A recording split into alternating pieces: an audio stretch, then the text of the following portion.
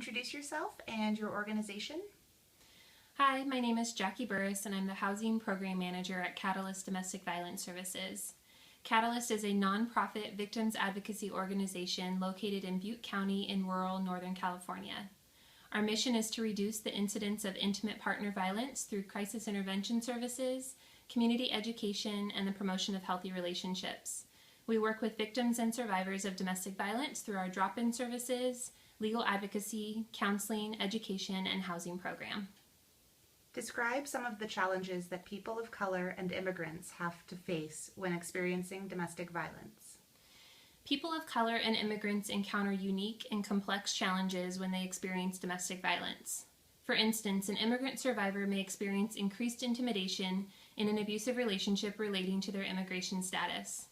Their abusive partner might use the fact that they are undocumented as a control tactic, threatening to out their status to law enforcement if they try to leave or they don't do what they say.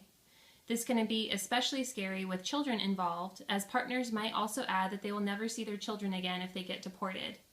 Unfortunately, even though there are legal accommodations and protections available to survivors in these situations, they may not know about them or even how to access them, and if they do access them, it can be a long and scary process for those who try. Other challenges that people of color may face when experiencing domestic violence are the barriers they encounter when trying to access services. These can include language and cultural barriers, making it incredibly difficult to ask for and to receive help. Domestic violence organizations often do not have adequate staff available to meet the needs of the diverse survivors trying to get services. Also, survivors may choose to not access services at all for fear that services won't be linguistically or culturally responsive to their needs as an individual, or that a very white, mainstream system of social services and domestic violence agencies might not welcome and treat them well. There are also instances where domestic violence agencies may be working to diminish barriers for immigrants and people of color, focusing on anti-oppression and anti-racism work, but the attitudes and perspectives of other survivors receiving services can present additional barriers for them. For instance, other survivors may have biases that create environments for people of color that make them feel unsafe and unwelcomed, creating additional challenges to getting and continuing to receive help. Tell us a story illustrating how these dynamics happen in the lives of survivors.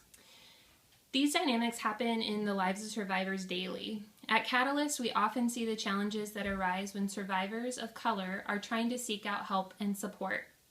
When I have been fortunate enough to hear the stories of these survivors, I have been constantly reminded that services and systems need to improve for them to not only get adequate but also meaningful and helpful support.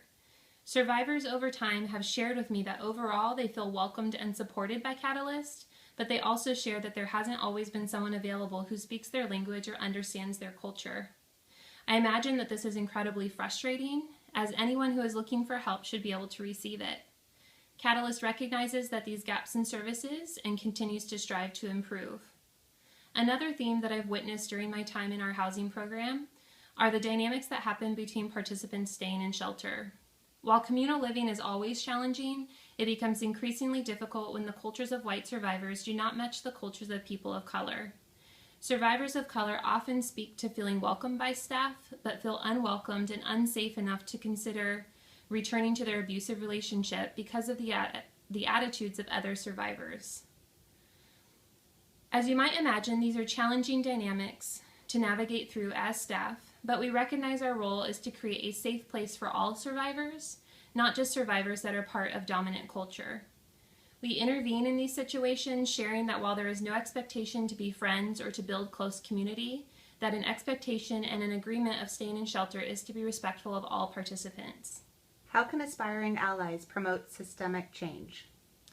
There are so many steps that aspiring allies can take to promote systemic change, but it takes a willingness and an openness to take action, even when action takes a lot of hard work.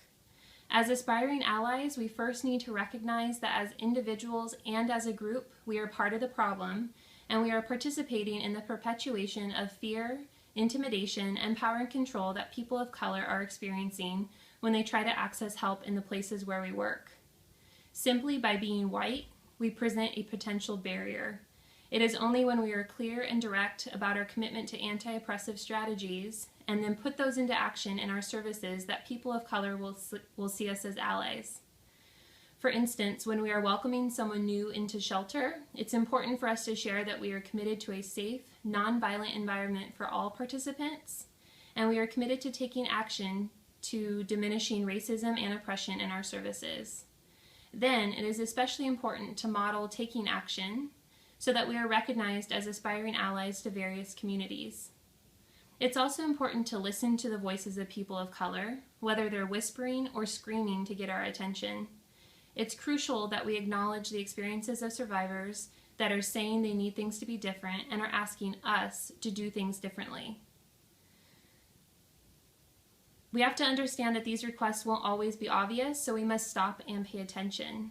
We need to validate the experiences of those that choose to share with us, rather than excusing our behavior and intention. Instead, we can constantly strive to do better. Lastly, as aspiring allies are often part of the dominant mainstream culture, we have to hold each other accountable in all of this. It is not the place of a person of color to always have to hold us accountable or to ask us to make corrections. Instead, that is something that aspiring allies should be doing for ourselves and for each other. There are more than enough of us to stop each other and say, hey, what's happening here isn't right. If we hear a racist comment being made as we aspire to be better allies, it is up to us to intervene and say something to that person. We need to address that behavior, share why it is hurtful, and share how it contributes to an overall system of oppression.